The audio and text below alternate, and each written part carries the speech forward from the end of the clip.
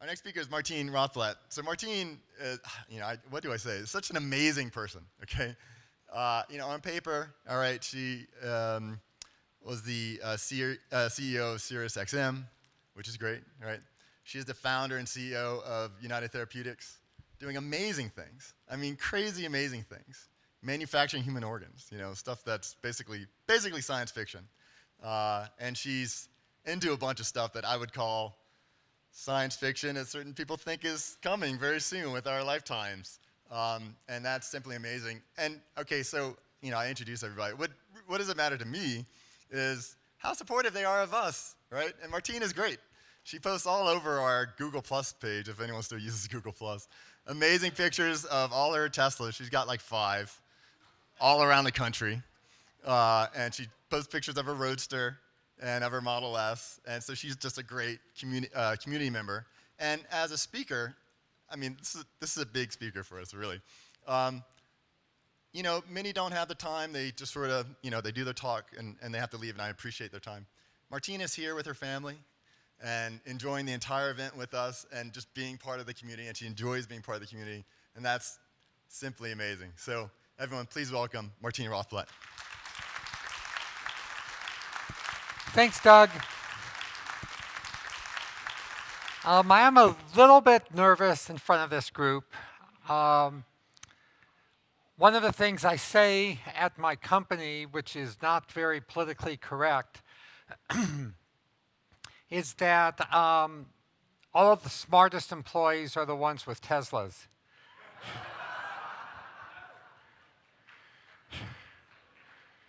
And there's at least one husband of an employee here who fits into that category. There are like a handful, but I mean, here I'm in a room with virtually everybody is a Tesla owner. So by my own definition, virtually all you guys are super smart. And that makes me a little bit nervous. But to me, for all the reasons all of us know, it's hard for me to understand why anybody would buy any comparably priced car other than a Tesla. I mean, if you don't have the money to buy it, okay, that's a good reason. But if you're going to spend, $75,000 on a BMW or a Mercedes or even a souped-up, other kind of car, why not just buy a Tesla? It's just so obvious to me. Okay, so let me start off with building on a comment of Doug's. My company operates in 5 different locations: Florida, North Carolina, Maryland, New Hampshire, and Quebec. And what we do is we make medicines to keep people alive, and hence our tagline, Medicines for Life. I started this company, by the way, to save the life of our beautiful daughter, Genesis, who was diagnosed as a kid with a fatal illness called pulmonary arterial hypertension. And there were no medicines approved by the FDA. There was nothing that was in clinical trials to be approved. And the doctor just said, the only hope is a lung transplant, and it's very hard to get one to fit like a little kid. So we were told that, she just had a couple years to live, and there was no hope. And that was at an expert medical center, Children's National Medical Center of Washington, D.C. So I felt I had no choice but to leave Sirius and save Genesis. And I just feel the greatest blessing of my life. What makes me feel like the luckiest person alive, just like our introductory speaker, that quest has been successful, and that today Genesis is a healthy, happy 32-year-old working at United Therapeutics, a Tesla owner, and right here in the room with us.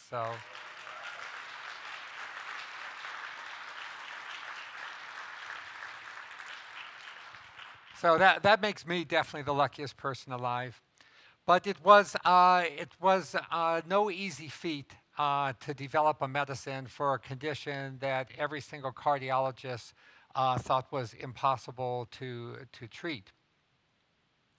And I had already owned one Tesla, and I bought this first Tesla in Florida, and I'm glad to see that there's also like a half dozen other Florida residents here. So, in order to develop a company to save Genesis's life, I needed to find people who were pharmaceutical executives and experts in drug development.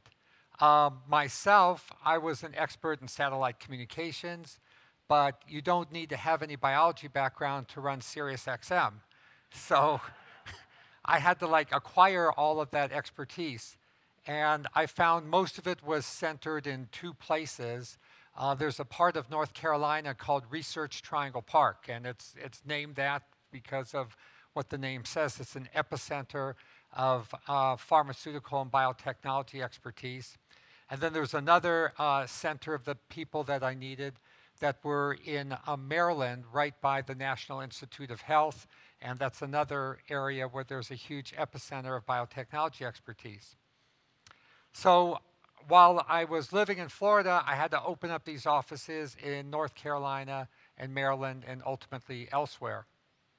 Now, I really, really love my Roadster Sport, and I'm totally down with the people who said, you know, they could come up with a dozen different models of Teslas. I'm never going to get rid of this car.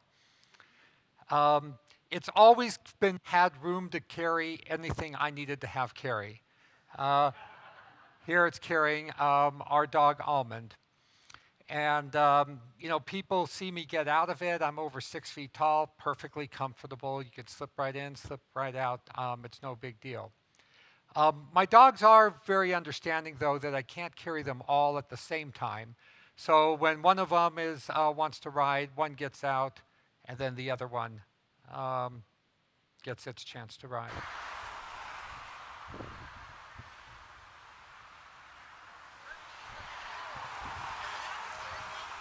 That's Earth. The first one was Almond. There you go. Now, one of the most amazing aspects of this Tesla story to me was that I bought the car in 2010, June of 2010, and it definitely, you know, was expensive. $156,000 is a lot of money. But that very same month, they called and offered me an opportunity to buy 3,200 shares of Tesla for its IPO at $17 a share. So I said, okay, I mean, and you could do the math. You're the smartest people that there are out there. That Roadster was free, the next car was free, the car after that was free. So I really want to say thank you to Tesla Motors and to Elon Musk for not only giving us the greatest car in creation, but running the greatest company in creation.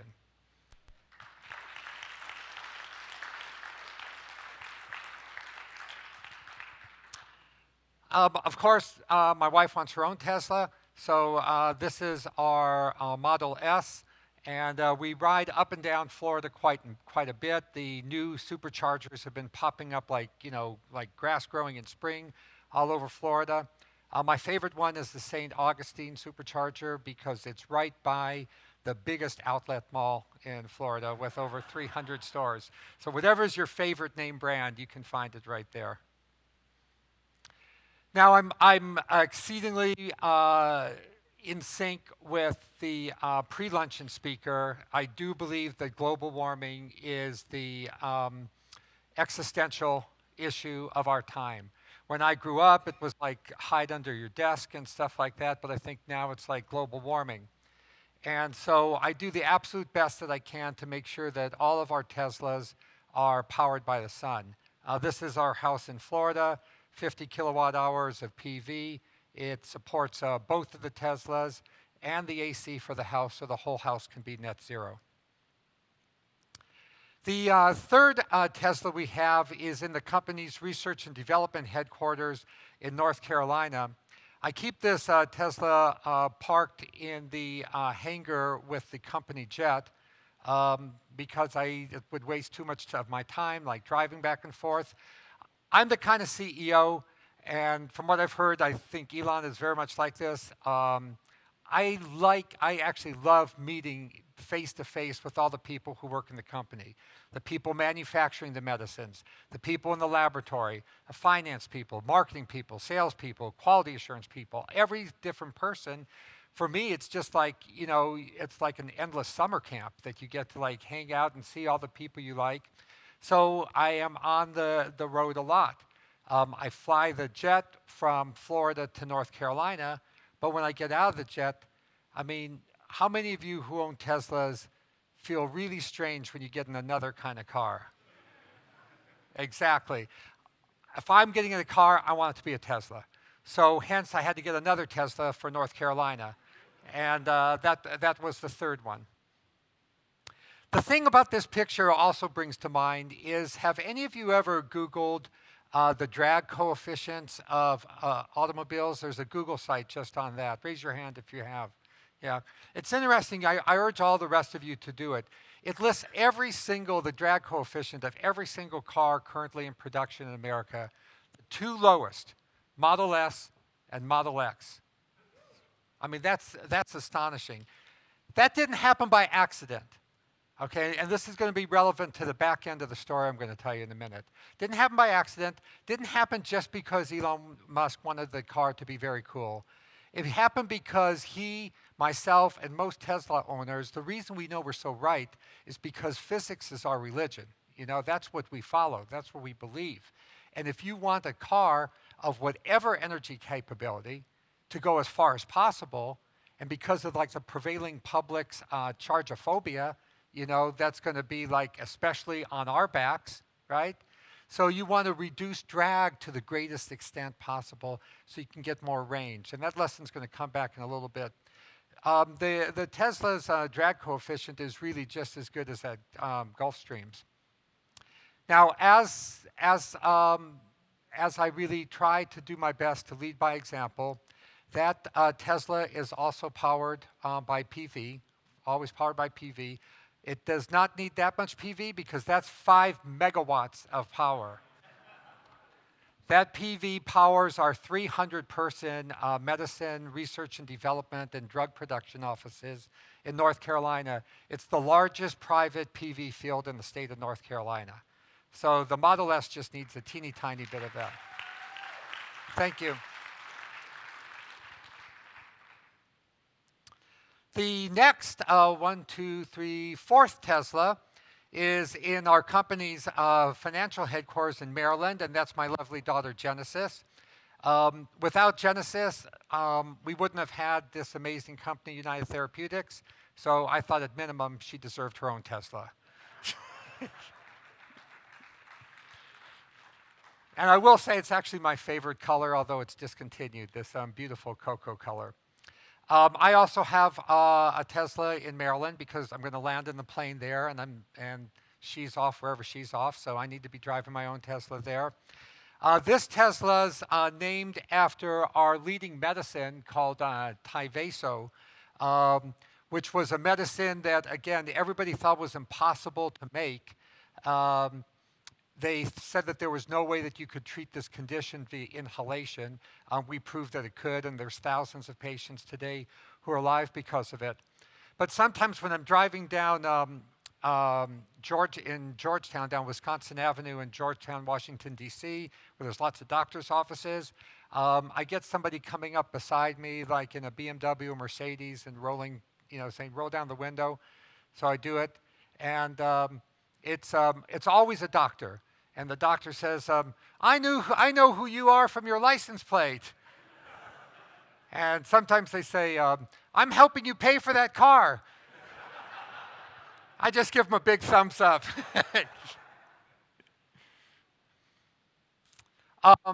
As with Florida and North Carolina, Genesis and my Teslas are also powered by the sun.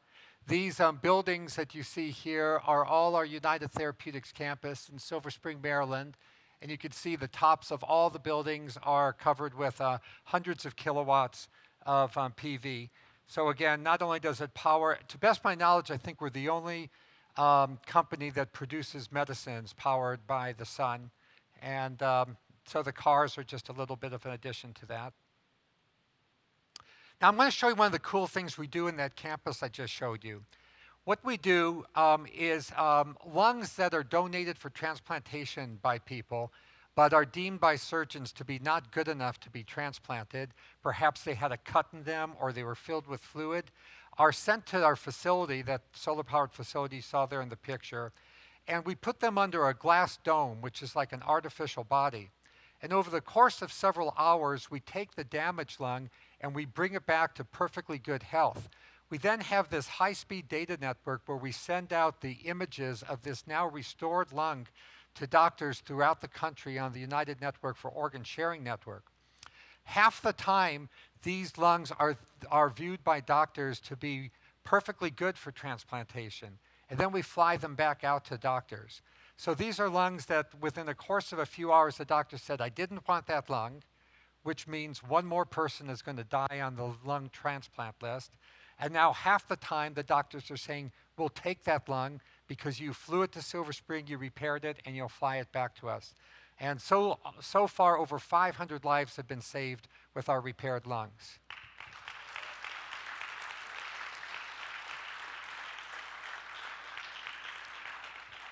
Thank you. It's really, to me, it's a super amazing story because everybody said that, like, well, the longer the time that an organ is outside of a body, the worse chances it is for it to ever be successfully transplanted. That was a dogma. And we actually reversed that dogma because by the time you take the lung from where the person died and the lung was extracted, you take it to Silver Spring, Maryland, you do the surgery on it, and then you ship it back out to another hospital. That has greatly prolonged the time that that lung has ever been outside of a body. And yet the statistics reported of those lungs when they're retransplanted in patients is no difference at all. It's equivalent to as if a lung was transplanted from a person who died in the very next operating room. So again, you know, people told me this was impossible to do. They said, Martine, this is like science fiction, talking about artificial bodies and stuff. But once again, Genesis's job at our company is to maintain all of the digital media throughout the company. And she comes up with really brilliant, inspirational slogans. And one that really applies to this organ transplantation activity is she found a quotation from Audrey Hepburn, where Audrey Hepburn said, you know, there's no such thing as impossible. The very word itself contains the words, I'm possible. So with all this hard work, sometimes I have to have some, you know, rest and relaxation. I don't want to quit like our first speaker. I just want to keep working and working in this job. So instead, I just take like some time off here and there, you know, a long weekend or whatnot. Our summer home is in Vermont, and this is my Roadster Sport from there. That was my second Roadster Sport. That one was actually on the cover of New York Magazine, and I just got so many compliments from people liking the racing green color. Many people, though, quickly said to me, well, can a Tesla work on dirt roads? And, you know, can a Tesla run in the snow? And I said, absolutely. This car rides all over Vermont's dirt roads perfectly well. And in the snow, especially when I scrape the snow off the windshield. And this is a kind of cool picture because here you can see how, you know, Tesla owners always figure out a way to snag some power. And before there were more Superchargers out, you know, I was even like in a place like Manhattan, you can always like pull into a garage and find an outlet somewhere and do it. Anyway, those days are kind of over because there's so many Superchargers now. But yeah, this has been an awesome car, and I can definitely testify there's nothing about like the low clearance or anything like that that stops it from running on the road. This one is also powered by PV. This is our little compound in Vermont, and it totally produces 58 kilowatts of solar and another 10 kW, or 38 kilowatts of solar and another 10 kW of wind. More than enough not only for our car, but that entire property is net zero year-round, heating provided by geothermal loops underneath the ponds. Last but not least, there's that seventh Tesla, and you can see I'm getting ready to take off in this one, my Falcon wings. This one is in New Hampshire where we do our 3D printing. I'll show you a little video about that in a second. This one you see kissing the Bell 429 helicopter. It's a totally awesome car. I love this one. Even when I'm on travel and I can't realistically buy a Tesla in every single place I happen to travel to, but I had to travel to Dallas-Fort Worth for a month to take advanced helicopter piloting lessons. And I rented a Roadster Sport in Dallas. And I'll tell you, the Tesla community is so awesome. When I got there, the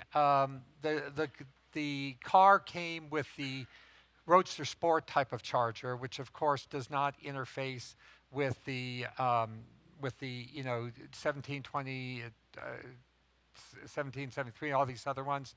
So I called up Tesla here in Northern California, or they're in Northern California. They connect me to a Tesla owner in outside of Dallas. This guy drives 15 miles, gives me an adapter, and he says, "How long are you going to be here?" I said, 4 weeks. He said, "Keep it for the 4 weeks. I'm mostly driving my S right now."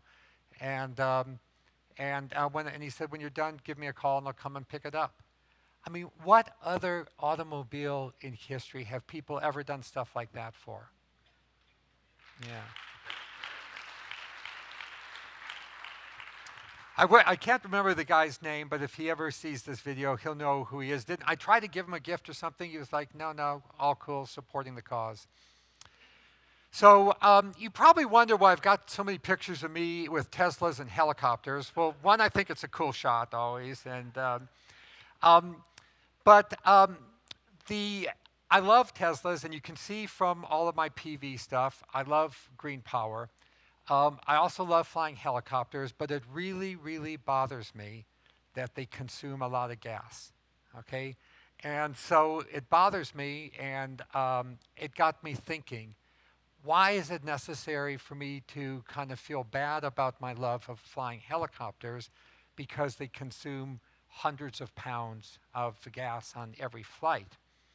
And I began to ask myself, wouldn't it be possible to power this helicopter with Tesla batteries that then could be recharged by the sun? So I began asking other helicopter people I knew about that, and I have to tell you, every single person said, no, it's impossible. It's ridiculous, it's stupid. Batteries are too heavy. Maybe in 50 years when batteries are light, they'll catch on fire, the whole helicopter will burn up. People who are otherwise really, really smart people, they're aeronautical engineers. I wasn't asking the guy on the street this. I was asking people at Bell Helicopter and other helicopter manufacturers. Everyone said it was impossible. But, I did just the simple, stupid thing. I just got out a piece of paper and just started making the calculations that a Bell 429, that's a big helicopter, by the way, as helicopters go. It's not as big as a giant Huey, but it's pretty big. It requires, I'm going to be careful not to fall off the stage here. I'm just going to read this out because I might actually fall off that way. It requires, it has 1,100 horsepower of engine, and that translates to 850 kilowatt of instantaneous power from their turbines. However, 2/3 of the power in a turbine, which is a kind of a jet engine, and that's what those kind of helicopters use, actually have nothing to do with turning the rotor at all. 2/3 of the power of the turbine is just to keep the fireball in the center of the turbine, to keep it cool enough so it doesn't explode and burn out the shells of the casing. So the only energy that's actually being used to turn the rotor is just 1/3 of that, or about 300 kilowatt hours. So this stuff I put on this slide is all these little notes I'm making angry why people don't believe this will work. So I looked up in my owner's manual and the Tesla websites and whatnot, and I said, okay, roughly speaking, the Tesla battery packs cost around 1,000 pounds. Weigh around 1,000 pounds for 100 kilowatt hours of power. And that means if I need 300 kilowatt hours of power to keep the bell going for 1 hour, 300 kilowatt hours to keep the bell going for 1 hour, then I would need about a 3,000 pound battery pack. Now the Bell 429's fuel alone weighs 1,500 pounds. So that's pretty heavy. And the turbine engines weigh 250 pounds each. So there's 2,000 pounds of stuff that I would not need in an electric helicopter. If I got all batteries, don't need the fuel, don't need the turbines. So in other words, just on the back of an envelope, I was like figuring out that I'm only at a 1,000 pound weight deficit for this helicopter to fly for an hour. So I said, okay, well, where can I save another 1,000 pounds? The payload and cargo for the Bell 429 is 1,100 pounds. That means it's really designed to carry something like 4 to 6 people or 4 to 5 people and some cargo or some mixture of people and cargo, adding up to 1,100 pounds. And I was ecstatic because I thought, wow, if I limited the payload to just 100 pounds, now I know that's a very tiny person, but if I limited the payload to just 100 pounds, batteries should be able to fly this helicopter for an hour. And 100 pounds made sense to me too, because those organs that you see me flying around and repairing, they actually weigh less than 100 pounds. I could fly a couple of them would equal to 100 pounds. And I also thought I wouldn't really put all these batteries in a military legacy dating back to Vietnam War era Bell military aerospace contractor Airframe any more than my constant inspiration for all of this. Elon would have, started off with like a heavy metal frame from Detroit, okay? I mean, he did it right, carbon fiber from the beginning, now everybody's like copying him. So I thought, surely I could scam another 500 pounds or so by getting rid of this metal airframe and doing everything in a nice composite fashion. So I convinced myself that this was possible, even though people had told me it was impossible. Thank you. So the next thing I did, after all the experts told me it was impossible, I said, well, what if I pay you to prove it's impossible? Well, everybody likes money. So, so I went to these various skeptics and cynics, and I paid them. I said, I would like you to prove me wrong. Show me how I'm wrong. And so they developed, fancy spreadsheets. And the bottom line is that they said using the Bell 429 helicopter and the 3,000 pounds of battery, that the range would not be 1 hour, which would have been 120 miles for the Bell 429, but instead the range would have been 72 kilometers, which is roughly speaking like 45 miles, or about 20 minutes of flight. And it's like, yes, I'm so happy. I mean, what's the frickin' difference? An hour, 20 minutes? I mean, that's something we engineers can fix, Fly or can't fly? I mean, you're in 2 different categories. But 20 minutes versus an hour, that's just engineering. So I was like super ecstatic. And the batteries, they said, were the same, 1329, that's 3,000 pounds, okay? So everything was very much, to me, confirmed. And maybe it's the nature of an entrepreneurial technologist that, you're not disappointed versus 60 minutes. But, I mean, to me, it should be pretty elementary. Like if you're Edison and you get like a light to flicker and not burn up for 5 seconds, that's proof of concept. Now you can take it to 10 seconds, 30 seconds, onward and upward. I'm not going to really dwell on this chart, but it's basically, it's the greater efficiency of the electric motor versus the combustion type of power plant that makes this possible. So my mentor was a physicist named Gerard K. O'Neill. And unfortunately passed away a number of years ago. But he always beat one lesson into my head, which was no paper project ever fails. And that's another thing that I love about Elon and Tesla is you could see that same principle. It's like, yeah, we'll make it work on paper. We're definitely going to first make it work on paper. Then we're going to make it work in software. We're first definitely next to make it work on software.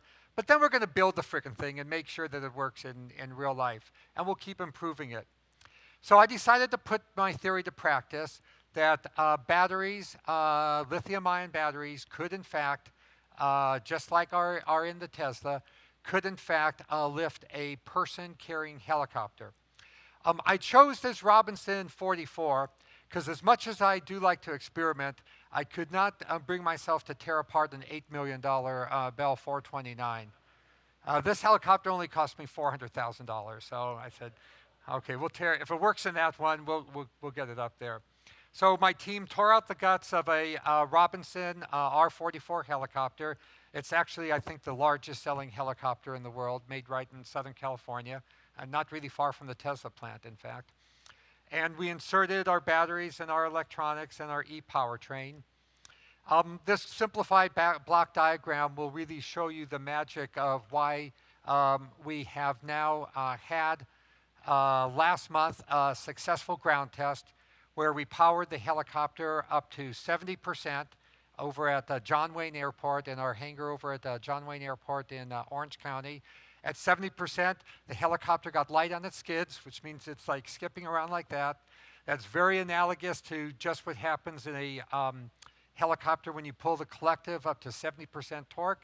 It'll start getting very light on its skids, and above 60, 70% torque, the helicopter's going to take off and start flying. So we are not allowed to fly the helicopter at John Wayne, so it's being moved right now to Alameda. Alameda, it's a government military airfield just south of John Wayne Airport. So it's being moved over there.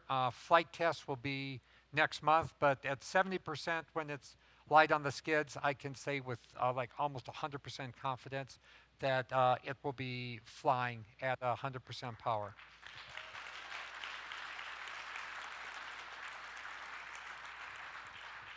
Thank you. Let me pay credit to some elements of this block diagram, which has really made it happen.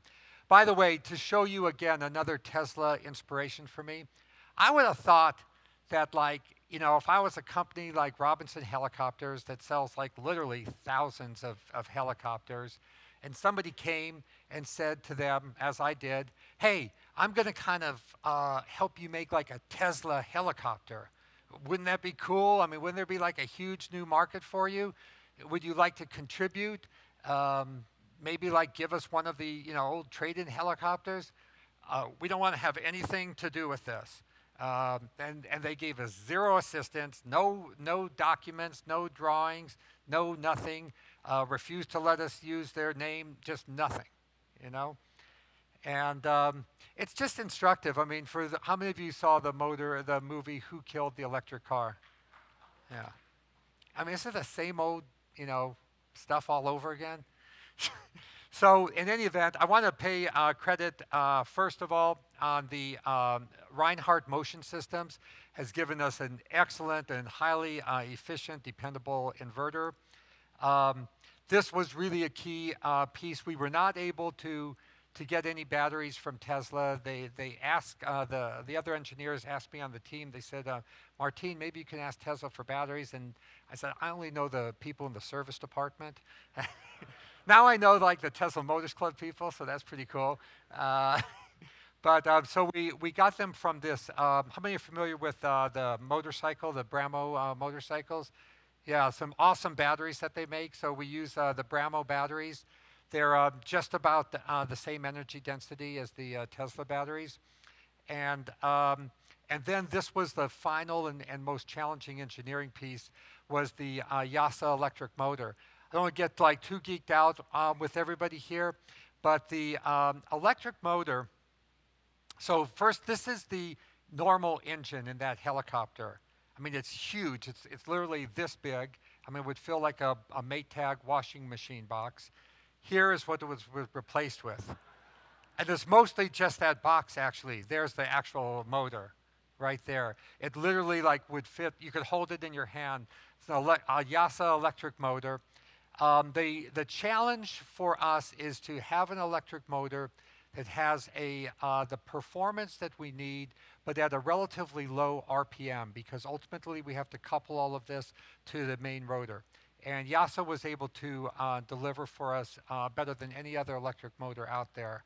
So this is not one that they currently have for sale, but they produced it and they plan to be making them available to sale for other applications. So this is something that is off the shelf, but not yet commercially off the shelf. So let me now turn to, I mentioned I was going to come back to drag ratio.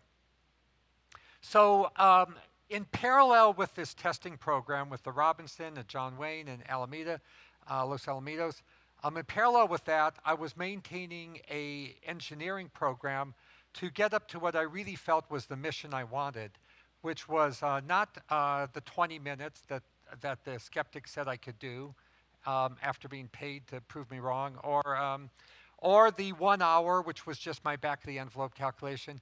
I felt the mission that I needed to do was 2 hours of flight time and 600 pounds of people and or cargo. And a lot of people relentlessly tried to talk me down. And it's, again, I'm so inspired on all of this front from Tesla. I could have never got to where I'm going to show you I'm getting to without Tesla. Because like we heard this morning, Tesla didn't compromise. You know, it's a, no, we're not going to make a golf cart, you know.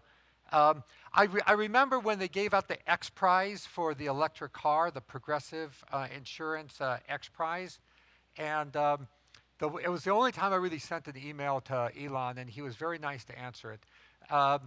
They announced the Progressive X Prize for an electric car that could like drive 50 miles or something, and I looked at it on the web, and I said, Jesus, this thing is like so kludgy looking. I don't understand it. I've got this like Tesla Roadster Sport in my garage. What's the point of doing it? And again, the point was when they announced that X Prize, people thought that Tesla was impossible.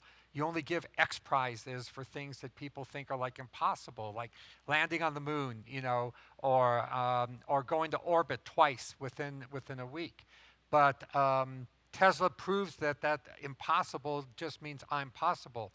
So for me to be able to achieve my objective of 2 hours of flight time with the batteries and the motors and inverters that are out today, I had to improve the lift to drag ratio of that helicopter. And I'm confident that this is the thinking that went through Elon and his team's mind. It's not by accident that Tesla motor cars have the lowest drag coefficient of any car. It's intentional because you could see from this formula that there is a very direct, range varies directly with the lift over drag. And if it was like just a car, it would be range varied inversely with drag. The worse the drag, the lower the range. So I set to work on how could this problem of range be solved just by improving the lift to drag ratio of the helicopter? And it turns out it could. Helicopters have almost all helicopters have a lift to drag ratio between 4 and 5. And those numbers don't probably mean anything, but by comparison, fixed wing aircraft, like that Gulfstream I showed you before, have a lift to drag ratio between 10 and 20. And so basically it says that, you know, a fixed wing plane for an equivalent amount of power, an equivalent amount of fuel, an equivalent amount of payload that they're carrying is going to be able to travel 2 to 4 times as far as a helicopter. That's what those numbers can tell you. So we spent a lot of time evaluating different designs, and we came up with this canard design. So these front wings are called canards, and the engine turbines Here you see a model of the plane from descent down to landing. So when the plane is in horizontal flight, the engines, the propellers, are providing forward thrust, and when we get ready to land, then the engines go ahead and rotate, and you have vertical thrust to come down flat. And this results in a lift to drag ratio of 20, as good as can be achieved. And it ends up, well, here's just an example that, like, this is not making something up. It actually works.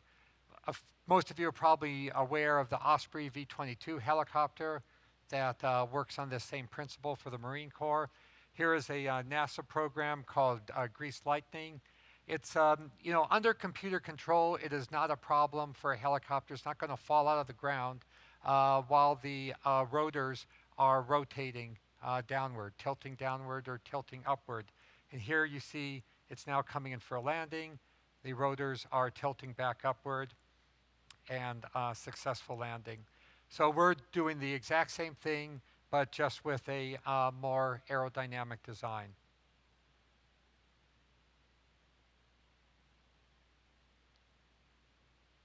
Sweet, huh? Impossible.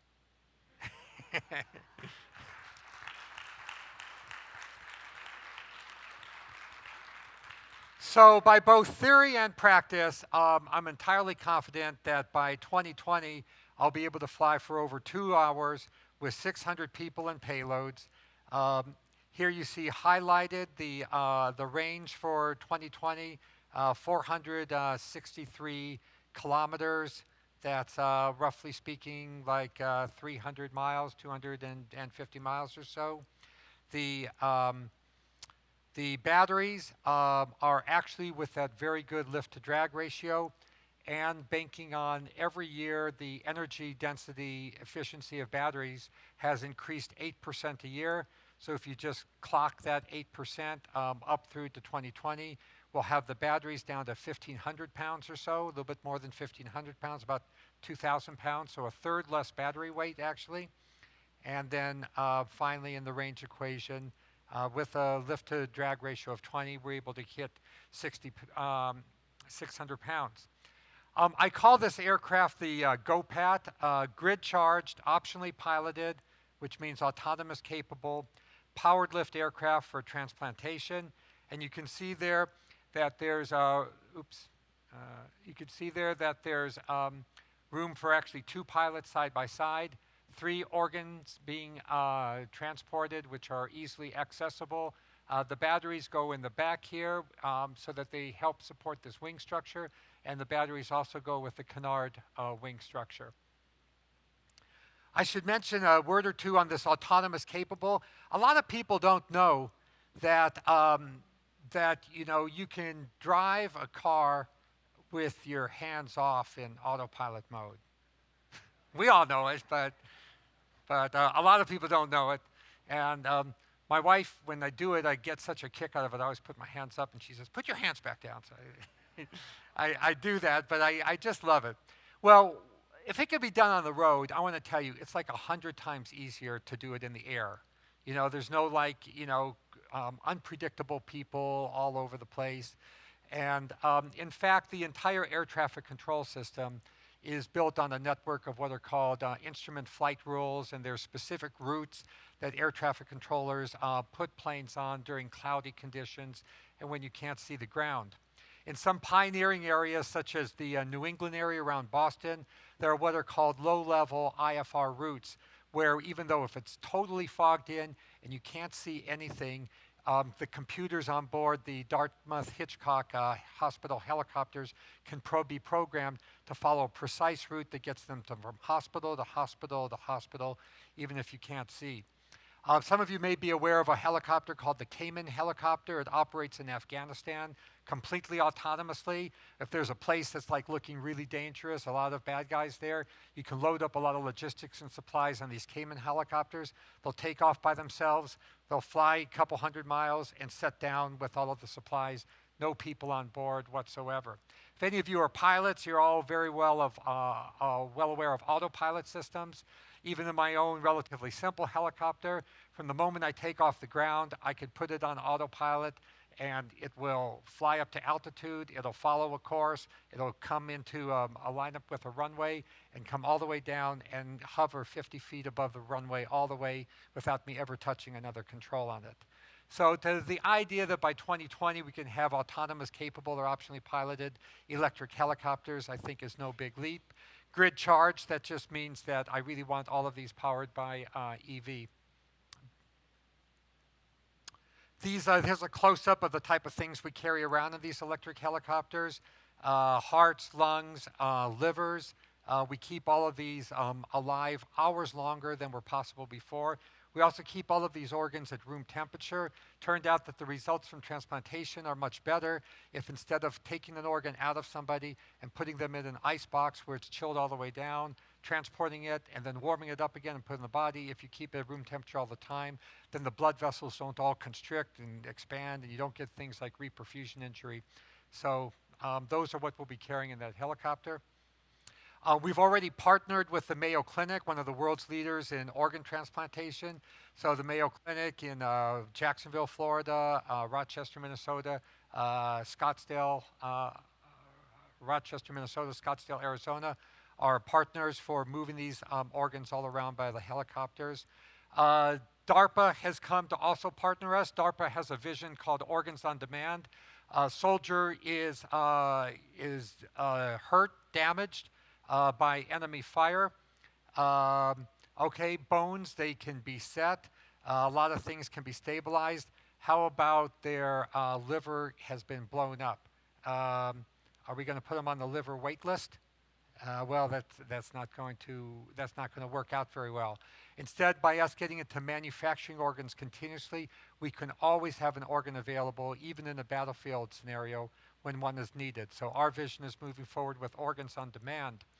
Today, we're using this procedure called EVLP that you saw those machines, and that's able to handle several thousand organs a year. We are also genetically modifying pigs so that the pigs produce human-friendly organs that function like ours and won't be rejected. And ultimately, next, we're moving into 3D printing of organs using a person's own cells so that nothing will be rejected in the body. The regenerated organ will look just like the same DNA of the individual. So when you add this up, when you're talking about not a few hundred organs, but hundreds of thousands or millions of organs, you are going to need a very large fleet of helicopters delivering all these. There are not enough helicopter pilots to fly them all around. And by the way, I added up how much fuel would be burnt flying all those organs around. It's kind of like, I know this sounds harsh, and when people push back on me and say, why are you so big on the solar? Why are you so big on the solar? I do say to them, and I do believe, what is really the point of saving people's lives with an organ transplant if all of humanity, could be wiped out in a climactic existential event from global warming? If we just think a little bit harder, we can do the good thing and the green thing at the same time. You can do them both. It's just like President Obama said, president's got to be able to do more than one thing at a time. So technologists need to be able to do more than one thing at a time. And so the fleet of GoPats and the other electric helicopters we're developing will be able to autonomously distribute all of these organs. 3D bioprinters at United Therapeutics DECA Organ Manufacturing Center in Manchester, New Hampshire print the inert collagen scaffold of a lung from its larger proximal vessels and bronchi to its millions of distal arterioles. End-stage organ disease patients give up a few cells in a biopsy, which will be transformed into inducible pluripotent stem cells, all matching the patient's DNA to avoid any need for immunosuppressants. It was just in the past decade that science has learned how to turn differentiated human cells back into stem cells. Thereafter, the newly made stem cells can be redifferentiated back into a wide variety of different types of cells. In our manufacturing laboratories, we will redifferentiate newly made stem cells from a patient into endothelial, epithelial, muscle, and connective tissue cells that match the patient's DNA. After expanding the numbers of these differentiated cells into the tens of billions needed to cellularize each organ, We stream them into the previously bioprinted scaffold. The entire process of cell expansion and recellularization via streaming takes about 2 to 3 months per organ. At the end of the process, there is a newly manufactured, personalized organ that matches the DNA of the intended patient. Once removed from its bioreactor, the organ needs to be transplanted within hours. A TransMedics cart will be loaded onto an EHang manufactured organ transport helicopter, or MOTH, for delivery to the surgeon's operating room. I think a lot of us can have those electric helicopters in our garages too.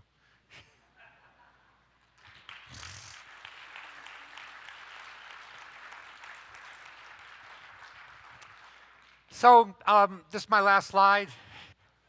In conclusion, I want to say that I have been tremendously and I would say, necessarily inspired by Tesla for everything that we are working on today.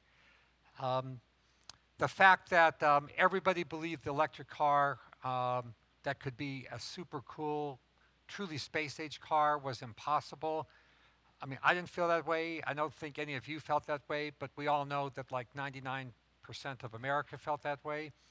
And yet, Tesla did it and has done it beautifully and is doing it better and better and ramping up from thousands to tens of thousands to hundreds of thousands.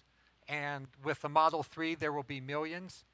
So you could see how the whole Tesla story is like mapped in me in my biotech space. We start with thousands, we'll ramp that up to tens of thousands, to hundreds of thousands, and to millions. And every step along the way, we won't sacrifice doing things the best way, the way nobody else has been able to do it, and the greenest way. So I'm really proud to be a member of Tesla Motors Club, and I love posting pictures of me and my Teslas, and thank you for allowing me to be part of your community.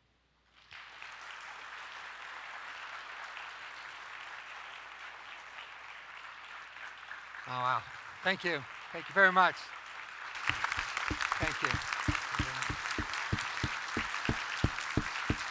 Thank you. You want to do a couple questions? Sure. In a nutshell, have you done any studies on the reliability of the electric engine compared to the standard turboprop or turbine? Is it better?